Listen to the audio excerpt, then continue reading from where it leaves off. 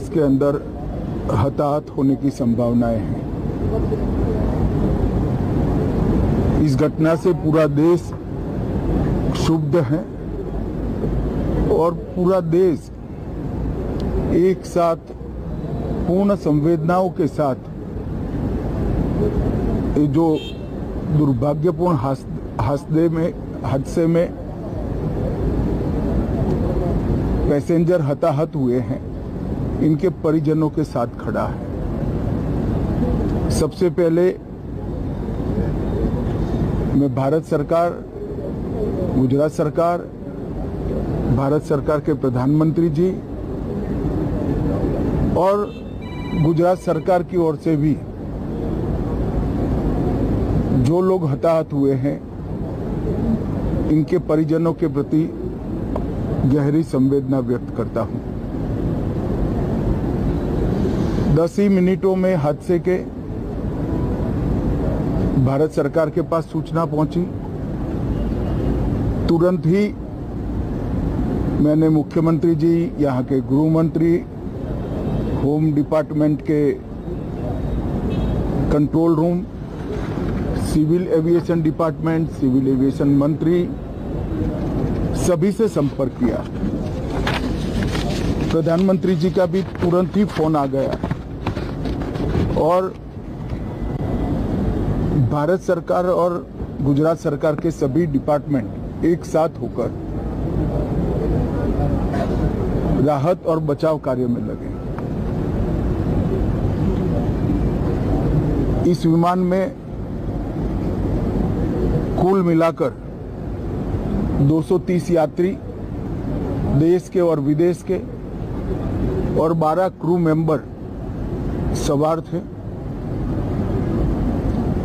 इसमें से एक यात्री का बचने का अच्छा समाचार मिला है, मैं उनको मिलकर आया हूं।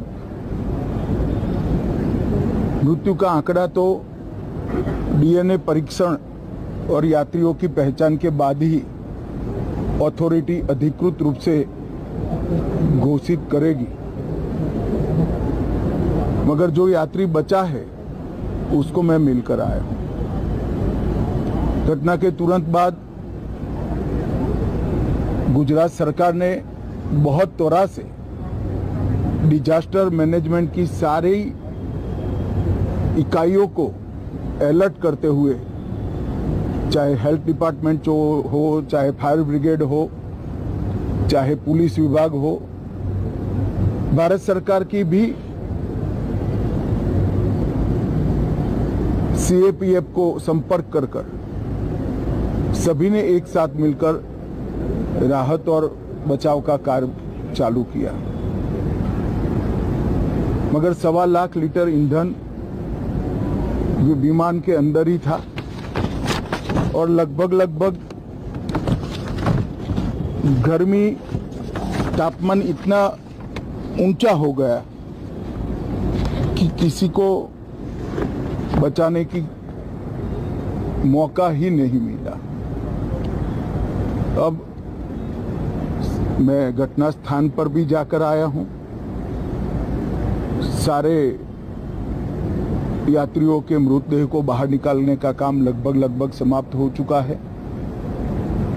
जितने यात्रियों के परिजन यहां पहुंच चुके हैं, वो सबका डीएनए लेने की कार्यवाही भी 2-3 घंटों में समाप्त हो जाएगी। विदेश में जिनके परिजन हैं, उनको सूचना देने की कार्यवाही समाप्त हो चुकी है और जैसे ही पहुंचते हैं उनके भी डीएनए सैंपल लिए जाएंगे और मृतदेहों की पहचान के लिए जितने मृतदेह मिले हैं, इनके भी डीएनए सैंपल लेने की कार्यवाही समाप्त हो चुकी है। गुजरात में ही लगभग 1000 के आसपास डीएनए टेस्ट करने पड़ेंगे।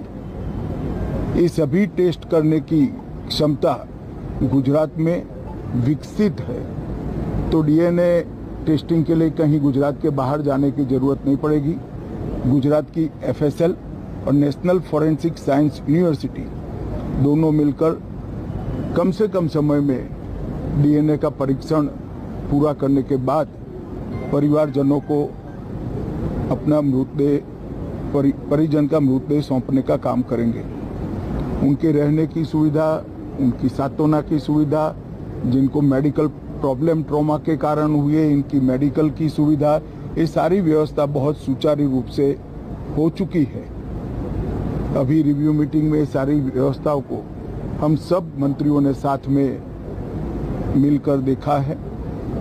एविएशन डिपार्टमेंट ने अपनी जांच शुरू कर दी है और जांच तेजी से आगे बढ़े, इसके लिए भी एविएशन मंत्री जी ने सूचनाएं दी है। मैं फिर से एक बार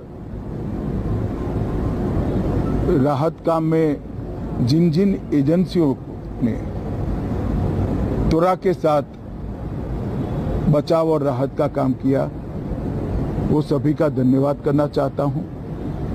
और फिर से एक बार जिन्होंने अपने परिजनों को गंवाया है, हताहत हुए हैं, वो सभी को मनपूर्वक संवेदनाएं व्यक्त करता हूं। मैं एक बात जरूर कहना चाहता हूं कि ये एक्सीडेंट है, एक्सीडेंट को कोई रोक नहीं सकता,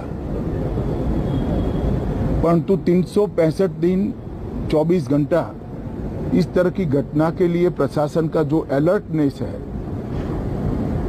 उसकी कसौटी उसी वक्त होती है जब ऐसी घटनाएं होती है।